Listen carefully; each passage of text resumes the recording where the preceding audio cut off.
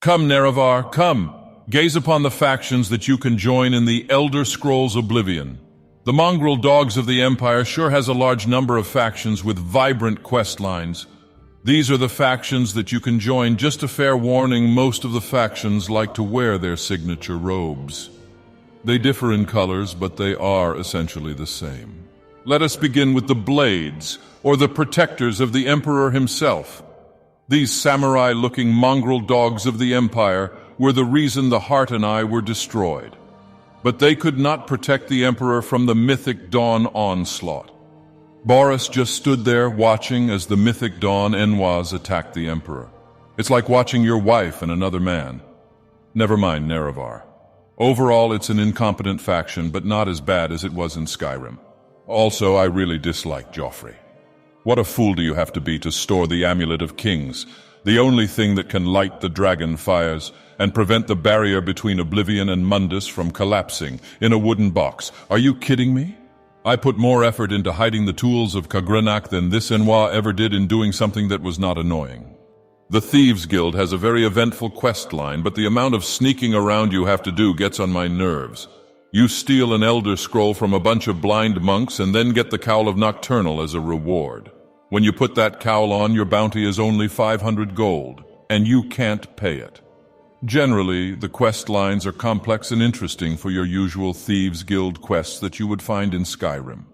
However, I have to say I do not enjoy the Thieves Guild quest lines in the Elder Scrolls games as much. The Mages Guild puts you through the most intense anti-necromancer campaign in the Elder Scrolls history. The whole quest line of Arcane University is one big "Don't engage in necromancy, kids" PSA. However, first, you go through the quests of each guild headquarters in different cities, which are interesting in their own right, especially that one where entering a strange dream world is essential to the completion of the quest. You get your recommendations from each one of these headquarters and get into Arcane University, which is in much better shape than the College of Winterhold, Nerevar. However, I always found these institutions lacking outside of Morrowind. Also, necromancers are a faction of the Elder Scrolls series, but the return of the Worm King and the showdown with him was quite an exciting prospect. The Order of the Black Worm is menacing in a way. Also, all those betrayals during the Mages Guild quest line hit you hard sometimes. Generally, this quest line will give you a run for its Manamarco. What do you mean my pun is not funny, Nerevar? I am a god. How can you say a god is not funny? The Mythic Dawn are the Mehrunes Dagon worshipping, Oblivion Gates opening, Quatch destroying, Bruma battling, Spider-Woman simping, Dremora loving, Paradise creating, Empire destroying, Emperor attacking, hiding in plain sight Enwaz that Mankar Cameron leads. You get to join them for one quest only, and the speech given by Cameron is quite underwhelming. Then he has the audacity to disappear into his paradise and leave his followers open to the wrath of the hero of Kvatch. You got to give it to them, though, Nerevar. They managed to bring down the barrier between Mundus and Oblivion for a short period of time. However, it did not matter, since Akatosh helped Martin Septim enter the Avatar state and destroy Mehrunes Dagon. Now there's a pretty statue in the Imperial City. What a grand and intoxicating innocence. Let's not forget that farm tools gave them and the Daedra a very hard time in Black Marsh, generally. The whole Oblivion crisis was their fault and was just a waste of Mehrunes Dagon's time. They managed to get rid of 2 emperors and still failed.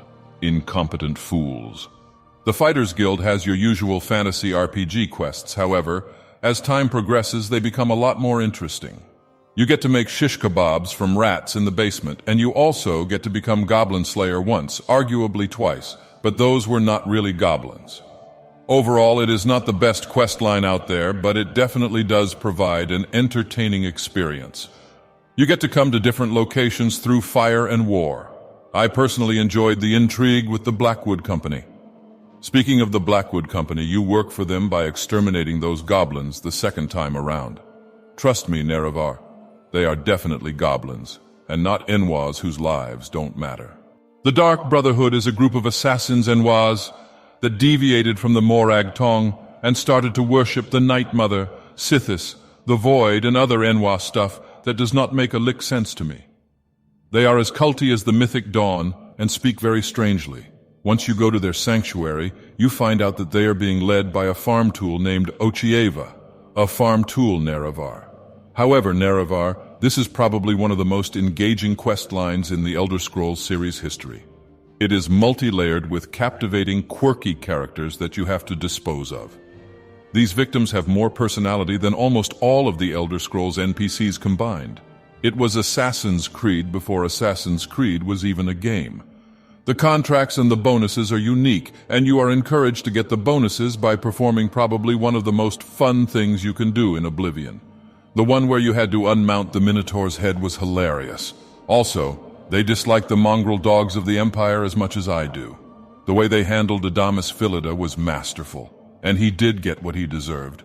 The whodunit mission was a whole storyline within itself, and turning those NPCs against each other was one of the best things. Oh, and the Dark Brotherhood's traitor Nerevar was just the icing on the cake.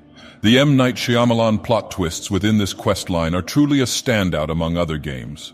The arena is also one of the more unique factions that you can find in Oblivion or in the game series. In fact, nothing like this exists in other Elder Scrolls games.